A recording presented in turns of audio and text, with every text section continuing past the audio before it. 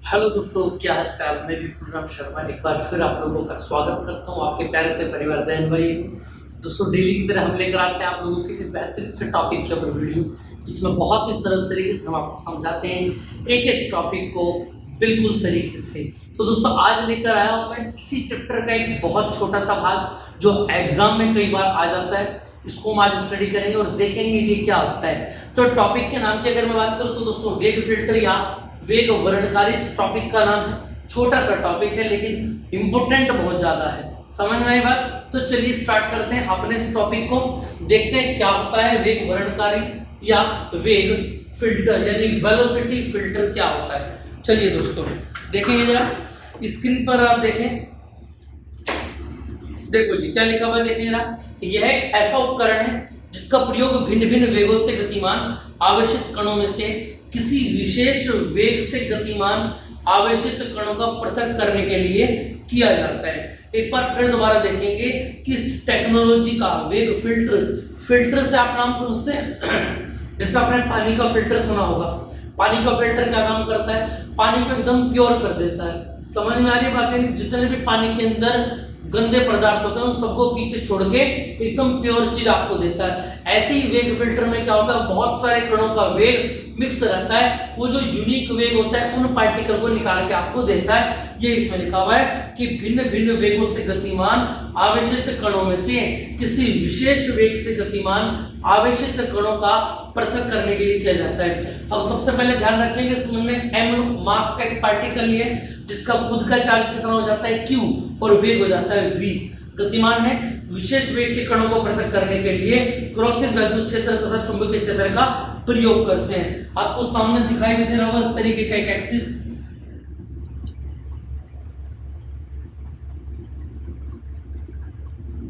और जैसा कि हम जानते हैं ये आई कैप होता है, ये जे कैप होता है और ये के कैप होता है, और ये ओरिजिन होता है ओ।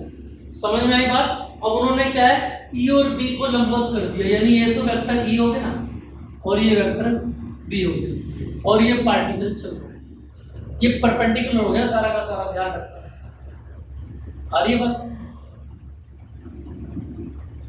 ये सारा का सारा परपेंडिकुलर हो गया। क्लियर?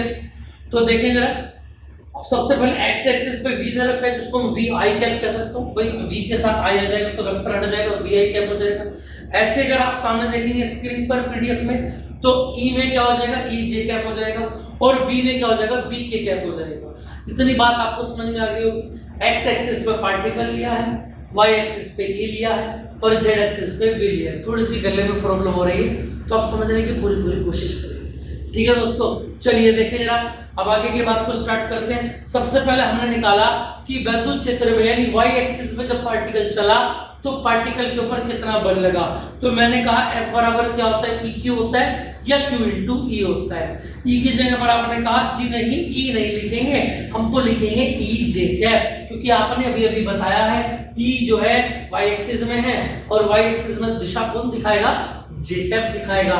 ये हम बहुत अच्छे से जानते हैं, कक्षा 11 में हमने ये सब पढ़ा है। चलिए, बाकी 11th में तो कोई पढ़ता नहीं है ना। चलिए, तो इक्वेशन फर्स्ट बन गई। उसके बाद सेकंड बात करते हैं कि जब ये चुंबकीय क्षेत्र में जाएगा जेड एक्सिस में, तो जेड एक्सिस में कितना बल लगेगा इसके ऊपर, तो बोलो जरा।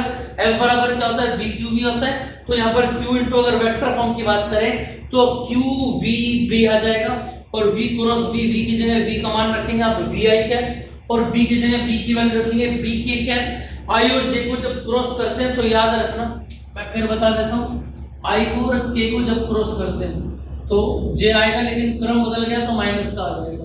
ये बात याद रखना। क्लियर है बात, समझ में आई? हाँ, अगर ये I जो क्रॉस J होता I J तो फिर K प्लस का आता, लेकिन क्रम बदल गया तो माइनस का आ जाएगा। और ये हमने यहाँ पर लिखा है, क्वेश्चन नंबर 2 हमने बना दिए। ये आ गया FB equal to minus QVB J cap. Clear है? चले जरा, अब हम निकाल लेते हैं दोस्तों यहाँ से नेट बल। दोनों के दोनों बलों का नेट निकाल लेते हैं। ये ई ऐसे तो ये बी बाहर को आ रहा है, ऐसे समझना। ये यहाँ नहीं जा रहा है, ये बाहर को आ रहा है ऐसे। ये एक्स हो गया, ये वाई हो गया और ये जेड बाहर आ रहा है बी। तो दोनों के बीच का एंगल 90 डिग्री है। तो देखिए दोनों को उठा के मैंने ऐड कर दिया, तो जो प्लस है वो प्लस का रखा गया, जो माइनस का वो माइनस का। जे कैप दोनों में से बाहर आ गया। अब मैंने क्या बोला यहाँ पर कि यदि कण पर लगने वाला बल चुंबकीय वैद्युत बल और चुंबकीय बल समान हो जाए। अगर ये दोनों के दोनों बल आपस में क्या हो जाए, इक्वल हो जाए, तो पार्टिकल के ऊपर क्या होगा, कोई भी लॉरेंज बल नहीं लगेगा, यानी टोटल जो बल होगा वो कितना हो जाएगा। भाई एक बात सुनो, टोटल बल जो है वो ई और बी से मिलके बन रहे हैं, और मैं बोल रहा हूँ कि ई और बी का जो टोटल है वो कितना हो रहा है, 0 हो रहा है, कोई लॉरेंज बल नहीं लगेगा। तो सीधी सी बात ये, एफ की जगह कितना आ जाएगा, 0 आ जाएगा, और यहाँ से आप जे कैप को इधर भेजेंगे तो 0 हो जाएगा। क्या बच जाएगा, क्यू वी भी बराबर आ जाएगा क्यू इंटू ई के, क्यू से क्यू कैंसिल हो जाएगा, और ये आ जाएगा वी बराबर ई अपॉन बी। इतनी बात क्लियर है। तो यही आपका होता है वी बराबर, याद रखिए ये ई है, कभी एप्सिलॉन मान लो उसको, यही होता है आपका वेग वर्णकारी। क्या होता है, वेग वर्णकारी। ई और बी का जब रेशो निकाला जाता है तो वो v के बराबर होता है। इनको वैद्युत चुंबकीय तरंगों में भी पढ़ेंगे, इलेक्ट्रोमैग्नेटिक वेव्स जब आएगा चैप्टर, तो वहां पर भी इस फॉर्मूले को हम दोबारा से देखेंगे। क्लियर बात समझ में, तो आपको समझ में आ गया होगा वेग वर्णकारी क्या होता है बहुत अच्छे से। दो यानी पार्टिकल को हमने एक बार वैद्युत क्षेत्र में रखा, एक बार चुंबकीय क्षेत्र में रखा, दोनों के बल निकाले, उठा के ऐड कर दिया, और वहां पर मैंने माना कि कोई लॉरेंज बल पार्टिकल के ऊपर नहीं लग रहा है, और वहां से फॉर्मूला आ गया v बराबर e अपॉन v।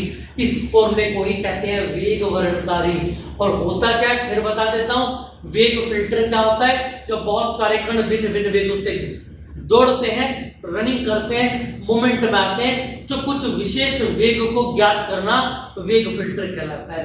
क्लियर है जी। चलो इसके बाद एक नोट और दिखा देता हूं मैं आपको। एक समान चुंबकीय क्षेत्र में कण की गति, देखो दो डायग्राम आपको दिखाई दे रहे हैं। पहले डायग्राम में पार्टिकल जो है क्या चल रहा है, राइट साइड की तरफ को चल रहा है चुंबकीय क्षेत्र की दिशा में, और यहाँ पर थीटा 0 हो जाता है, जिससे कि जब आप फॉर्मूला लगाएंगे F बराबर B Q B sine theta, तो ये साइन थीटा नहीं, थीटा हो गया 0, तो F बराबर भी क्या हो जाता है दोस्तों, 0 हो जाता है। क्लियर है। दूसरे की अगर मैं बात करूं, देखो पार्टिकल जो है चुंबकीय क्षेत्र की विपरीत दिशा में जा रहा है, यानी यहाँ पर थीटा बराबर कितना बनेगा 180, और यहाँ पर भी F बराबर 0 हो जाएगा।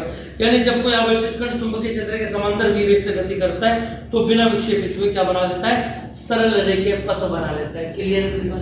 इतनी बात आपको समझ में आ गई होगी दोस्तों। चलिए तो दोस्तों मिलते हैं फिर नेक्स्ट क्लास में। यहाँ तक आपका क्लियर हो गया होगा कि वेग वर्णकारी क्या होता है। आई होप आपको ये वीडियो बहुत अच्छी लगी होगी, और अगर आपको एक बात क्लियर हो गई तो अपने यार दोस्तों में हमारी बात करें, वीडियो को शेयर करें, सब्सक्राइब करें। जय दोस्तों।